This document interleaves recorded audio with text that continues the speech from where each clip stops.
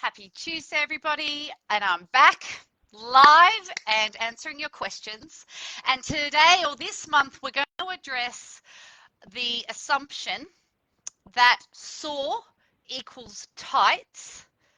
Sore equals tight, not tights, in the context of a woman's physiology. Okay, so we've already established that women of menstruating age, because sort of in the postmenopausal period, this will change. But of menstruating age, women are generally more mobile and less stable than their male counterparts. However, we still assume, or every trainer I've met in recent history still assumes, that sore equals tight and they must stretch to make it better. And I want to discuss 4 areas of the female body that are often sore, that aren't necessarily tight. And just to be clear, I'm not saying don't stretch these places. I'm saying stretch them with caution, because pain can be caused, especially in women, by a much larger variety of things. Okay, so pain can be, it can be tight. Okay, the pain can be tightness, but it can, you know, in women it's more often chronic stretch, so it's chronically long, instability, their nervous system is on high alert, they're more likely to experience things like fibromyalgia and that nervous system disorders.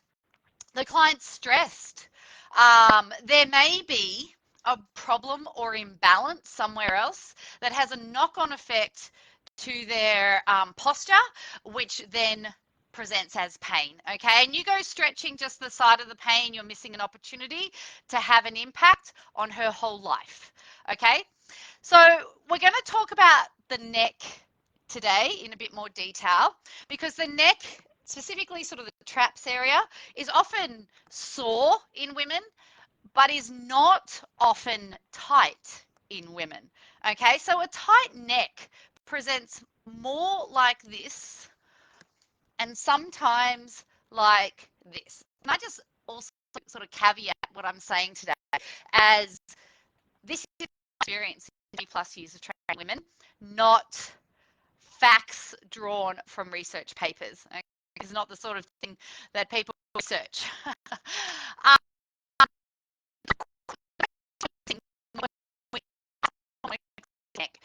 Why is it sore? Okay, if my body, say my hips are out of alignment, look what happens to my shoulders and my neck, right? So I go stretch the neck because it's sore. It doesn't actually change anything with the hips, okay? Now, we're not allowed to diagnose. We're personal trainers, but what we can do is identify imbalances and prescribe treatments to bring that body back to a neutral posture. Okay, so all of us should be running a posture analysis. It makes that hip shift might shift up and the shoulder shift, right? If you see this and send it the other way, you'll be going somewhere along the journey of releasing the woman from her chronic neck pain much more effectively and holistically than if you just stretch the neck. Okay, the other thing to consider is, and let's say, is it unstable, or is it like super loosey goosey and strengthening? Or is it the opposing muscle? Like, is it chronically long, say, in this position? And it's actually a test that needs stretching. You might stretch her neck and she gets an immediate relief of her pain, but if you can address this imbalance, then she's going to show up next week with a sore neck again. Okay, so as I said, I'm not saying don't stretch. I'm saying stretch the neck with caution. Think about her posture. Think about her lifestyle. What repetitive movement is she doing? Is she feeding a baby? Because that's only 2 hours less in this posture than a full-time job in this posture. Okay, it's a big postural impact. Activities of daily life need to be sent the other direction. What is their mobility and stability like?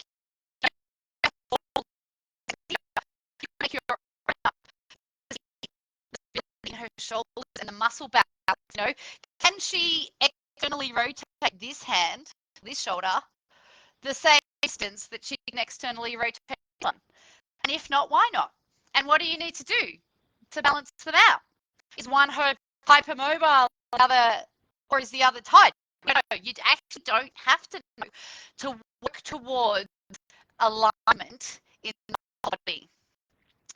So, in the absence of an injury, and if it's hopefully they're seeing a physio, but physios often get what personal trainers do, where they stick at the site of pain.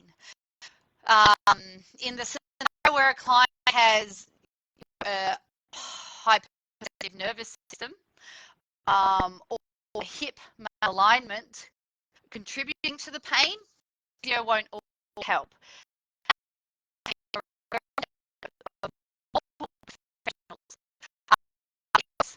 So Polly, JP's next courses. Think about anatomy trains, Thomas Myers, where they look at your big toe of the right shoulder, right? Our body works in alignment, the big picture, because it's all one body, okay? So situations where I would stretch the neck, when I can see the short the muscle, I can clearly see it. This kyphotic posture with that there, I will release the occipitals, but probably not traps. I go to stretching the chest and strengthening the rhomboids after the alignment in the shoulder.